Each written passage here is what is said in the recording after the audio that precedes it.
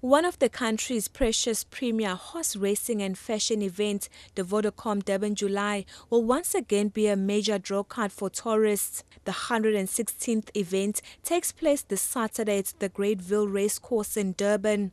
Organizers have announced that the last of the parking tickets, picnic sites and marquees at the racecourse have been sold out. Vodacom Durban July spokesperson Dave McLeod says the demand has definitely grown from other provinces because people don't just see the event as provincial but as national. McLeod says it is really encouraging to see that despite the tough economic times, the demand has not been adversely affected. The demand for this year's Vodacom Durban July is unprecedented. Ticket sales in advance has exceeded any other running of the Vodacom Durban July. The parking tickets sold out almost a week ago, which is another sign of the demand. And the organizers are actually urging people that want to get into Greatville Racecourse on Saturday to get their tickets in advance because they can only allow 55,000 people on course. It's been a sellout for the last 2 years, and there's a good chance that those tickets are going to sell out in advance of the event. So it's fairly clear that even though we're in fairly tough economic times, that this is a standout South African event. It's an icon event. It's a must-do event on everybody's calendars. Events marketing manager Ken Tweddell says more than 7,000 people have been employed to ensure the event is a success. Tweddell says the event usually injects about 500 million rand into the city's economy.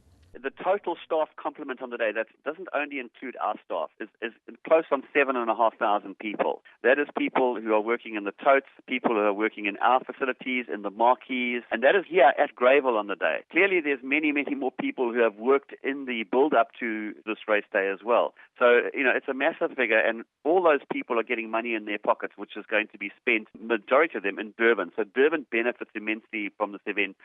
This year's theme is Material World and is all about recycling, minimizing carbon emissions and saving the environment. Fashion Program Director Tiffany Pryor has urged those who will be attending to bring out their best.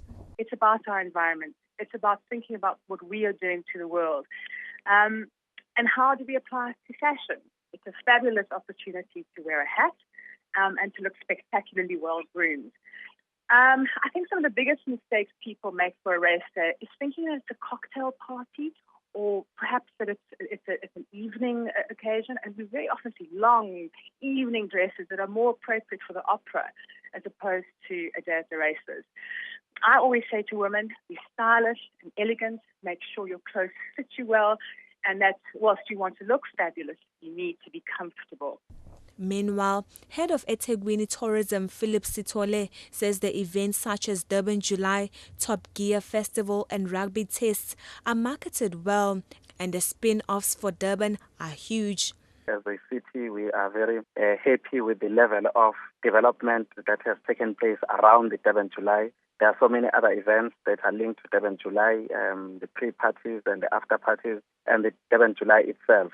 So all of these events, they mean a lot to the city. Firstly, they contribute to the social cohesion. Number two, they contribute to the local economy. The Durban July also proves to be a signature to confirm that Durban is the warmest place to be during the winter season.